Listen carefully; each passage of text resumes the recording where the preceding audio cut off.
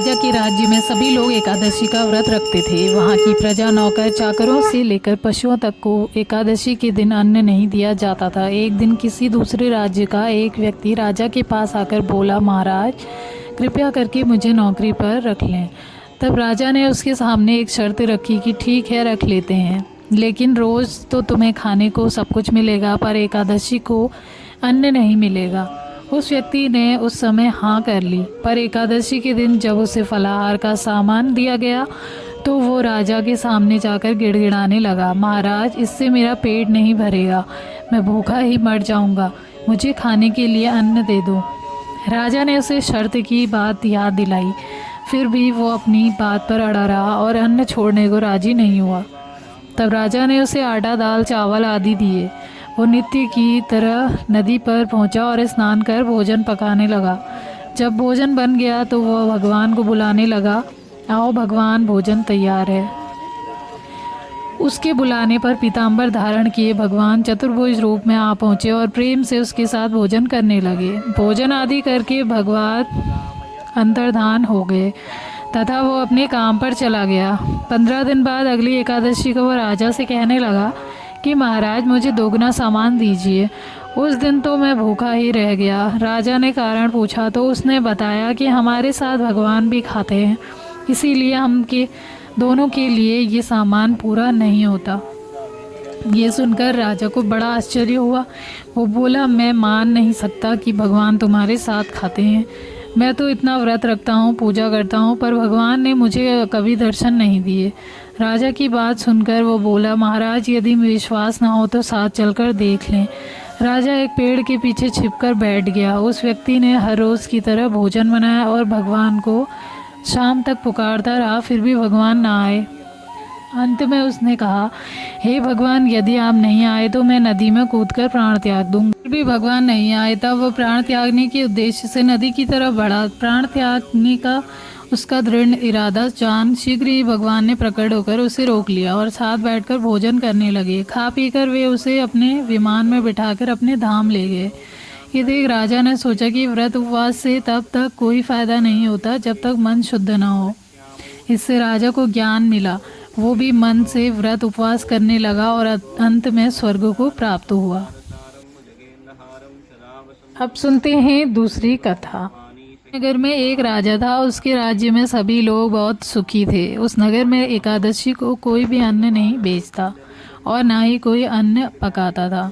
सभी फलाहार करते थे। एक बार भगवान ने राजा की परीक्षा लेनी चाहिए। भगवान ने एक सुंदरी का रूप धारण किया तथा सड़क पर बैठ गए। तभी राजा उधर से निकला और सुंदरी को देख चकित रह गया। उसने पूछा, हे सुंदरी, तुम कौन हो और इस तरह से यहाँ क्यों बैठी हो? तब सुंदर स्त्री बने भगवान बोले, मैं निराश्रिता हूँ, नगर में मेरा कोई जाना पहचाना नहीं है, किससे सहायता मांगूं? राजा उसके रूप पर मोहित हो गया था। वो बोला, तुम मेरे महल में चलकर मेरी रानी बनकर रहो। सुंदरी बोली, मैं तुम्हारी बात मानूंगी, पर तुम्हें राज्य का अधिकार मुझे सौंपना होगा। राज्य पर मेरा पूर्ण अधिकार होगा। मैं जो भी बनाऊंगी तुम्हें खाना होगा। राजा उसके रूप पर मोहित था, अतः उसकी सभी शर्तें स्वीकार कर ली। अगले दिन एकादशी थी। रानी ने हुक्म दिया कि बाजारों में अन्य दिनों की तरह अन्न बेचा जाए। उसने घर में मांस, मछली आदि पकवाए और परोस कर राजा से खाने के लिए कहा। ये देखकर राजा बोला, रानी आज एकादशी है, मैं तो केवल फलाहार ही करूँगा। तब रानी ने शर्त की याद दिलाई और बोली, या तो खाना खाओ, नहीं तो मैं बड़े राजकुमार का सिर काट दूंगी। राजा ने अपनी स्थिति बड़ी रानी से कही तो बड़ी रानी बोली, महाराज धर्म ना छोड़ें, बड़े राजकुमार का सिर दे दें। पुत्र तो फिर मिल जाएगा पर धर्म नहीं मिलेगा। इसी दौरान बड़ा राजकुमार खेलकर आ गया। माँ की आंखों में आंसू देखकर वो रोने लगा और रोने का कारण पूछने लगा। माँ ने उसे सारी बात बता दी। तब वो बोला, मैं अपना सिर देने के लिए तैयार हूँ, पिताजी के धर्म की रक्षा होगी, ज़रूर होगी। राजा दुखी मन से राजकुमार का सिर देने को तैयार हुआ तो रानी के रूप में से भगवान विष्णु ने प्रकट होकर असली बात बताई। राजन, तुम इस कठिन परीक्षा में पास हुए। भगवान ने प्रसन्न मन से राजा से वर मांगने को कहा। तो राजा बोला, आपका दिया सब कुछ है, हमारा उद्धार करें। उसी समय वहाँ एक विमान उतरा।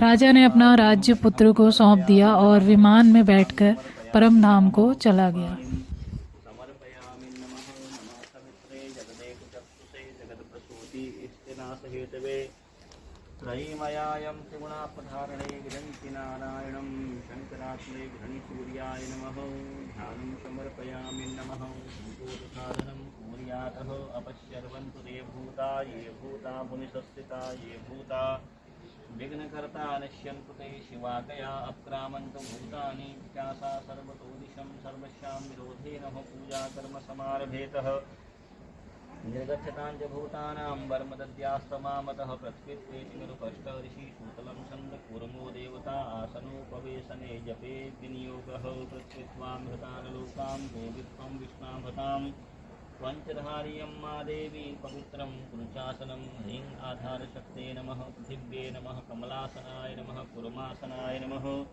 इत्यार्घः सम्पूज्यः अर्घं प्रक्षाल्यः पुनर्घं संस्थाप्यो गङ्गेश्चैव यमुनैश्चैव गोदावरी सरस्वती नर्मदे सिन्धुकावेरी जलेऽस्म सन्निधिं कुरु अपवित्रो पवित्रो वा सर्वावस्थां वा यः स्मरेत् पुण्डरीकाक्षः सबाह्याभ्यन्तरः शुचिः विष्णुर्विष्णुर्विष्णुरः नमः परमात्मने श्रीब्रह्मपुराणपुरुषोत्तमाय अत्र पृथिव्यायां जम्बूद्वीपे भरतखण्डे आर्यावतके पुण्यक्षेत्रे